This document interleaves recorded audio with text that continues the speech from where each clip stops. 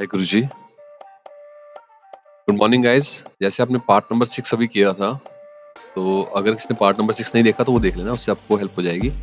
Part number 7 में हम क्या करेंगे, हम सिर्फ इसकी बॉस एक्सट्रूड जो इसकी थी हमारी डेप्थ, ठीक है, जो हमने बनाया था यहाँ पे, हम क्या करेंगे, सिर्फ इसकी जाके हम एडिट फीचर में इसकी डेप्थ को हम 5 मिलीमीटर कर देंगे, ओके कर देंगे, और हमारा पार्ट नंबर जो है वो सेव हो जाएगा हमारा पार्ट नंबर 7 के हिसाब से, ठीक है, जो लॉक नट है हमारा। इतना ही करना है बस, ठीक है। चलो ये भी कंप्लीट हो गया। अब मिलते हैं नेक्स्ट पार्ट 8 में। इसके बाद फिर हम करेंगे इसकी असेंबली। तब तक के लिए thank you, all the best, God bless you all.